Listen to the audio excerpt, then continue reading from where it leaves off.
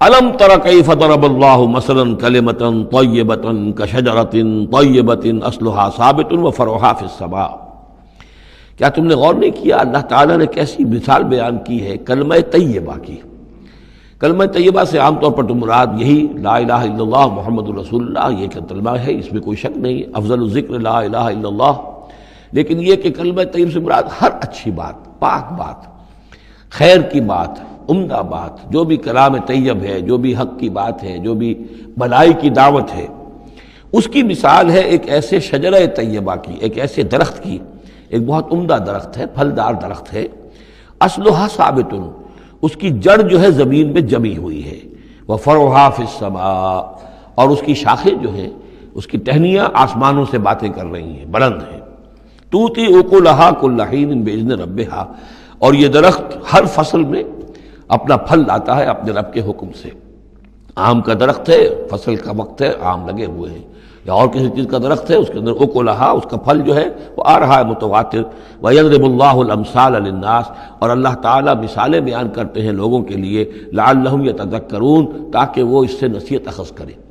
کہ نیکی کا کوئی کلام ہو، نیکی کی دعوت ہو، نیکی کے لیے کوئی تحریک اٹھائی جائے، کوئی بھی کام کیا جائے، اس کی مثال اللہ کے ہاں اس طرح کی ہے جیسے ایک بہت ہی عمدہ درخت ہے، اس کی جڑ بہت گہری ہے، مضبوط ہے، اسے مسلسل جو ہے مل رہی ہے، زمین سے نمو مل رہی ہے، اسے اس کے لیے خوراک آ رہی ہے، اور وہ پھیلتا جا رہا ہے آسمان میں، اس کا سلسلہ نہ معلوم کہاں سے کہاں تک پہنچے گا۔ آپ نے خیر کی دعوت دی، کچھ لوگوں نے قبول کیا، ان کے ذریعے سے وہ بات اور کہاں تک پہنچے گی، ان سے آگے وہ اور کہاں تک پہنچے گی، جہاں تک، جیسے کہ حدیث میں آیا ہے کہ جس شخص نے کسی نیکی کا آغاز کیا، اب وہ نیکی جب تک دنیا میں باقی رہے گی، اس کے حساب میں بھی اس کا جو ہے جو ثواب درج ہوتا رہے گا۔ اور جس نے کوئی بری شے کا آغاز کیا، کوئی غلط حرکت اور غلط کوئی رسم شروع کی، جب تک وہ باقی رہے گی دنیا میں، تو اس کے جو بھی لوگ اس سے گناہ کمائیں گے تو اس کا گناہ اس کے حساب میں بھی درج ہوتا رہے گا۔ اس کے برعکس وَمَثَلُ كَلِمَةٍ خَبِيثَةٍ كَشَجَرَةٍ خَبِيثَةٍ، ایک درخت ہوتا ہے جھاڑ جھکاڑ ٹائپ، وہ درخت نہیں ہوتا، جھاڑیاں سی ہوتی ہیں۔ مثال گندی بات کی ایسے ہے، گندی بات ہو، بری بات ہو، كَلِمَةٍ خَبِيثَةٍ كَشَجَرَةٍ خَبِيثَةٍ، وہ ایک ایسے درخت کے مانند ہے اجْتُثَّتْ مِن فوق الارض، جسے زمین کے اوپر ہی سے اکھاڑ لیا جائے، جڑیں گہری نہیں ہوتی، زمین کے اندر پھیلی ہوئی تو ہے، نظر بہت آ رہی ہے، لیکن یہ کہ اس کے اندر کوئی جان نہیں ہے، کوئی ہمت نہیں ہے، ما لہا من قرار، اور اس کے لیے کوئی قرار نہیں ہے۔ زمین کے اوپر جیسے چاہے اکھاڑ لیجئے، کسی درخت کو اکھاڑنا جو ہے وہ آسان کام نہیں، لیکن یہ ایسے جو ہے جھاڑ جھنکاڑ، اس کو اکھاڑنا آسان ہے۔ گویا کہ اس طرح کی باتیں جو ہیں وہ پھیل تو جاتی ہیں،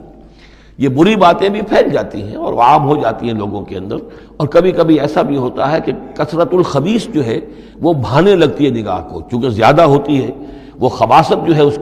اس میں اس کی کثرت جو ہے وہ اس کو لوگوں کے لیے مزین کر دیتی ہے۔ دولت ہے، چاہے حرام سے کمائی گئی ہے، خبیث دولت ہے، لیکن اس دولت کی چمک دمک جو ہے وہ لوگوں کو متاثر کر رہی ہے، لیکن اس کے لیے دوام نہیں ہے، اس کی وجہ سے کوئی اطمینان اور سکون آدمی کو نہیں مل سکے گا۔ یثبت اللہ الذین آمنوا بالقول الثابت فی الحیات الدنیا، اللہ تعالیٰ مضبوط کر دیتا ہے، جما دیتا ہے اہل ایمان کو قول ثابت کے ذریعے سے دنیا کی زندگی میں۔ اللہ پر ایمان، آخرت پر ایمان، یہ یقین ہو تو دنیا کے اندر بھی وہ شخص جمع ہوا ہوگا، اس کی استقامت، اس کا صبر، اس کا حوصلہ، اس کے اندر جو بھی باہم کام کرنے کی صلاحیت ہوگی،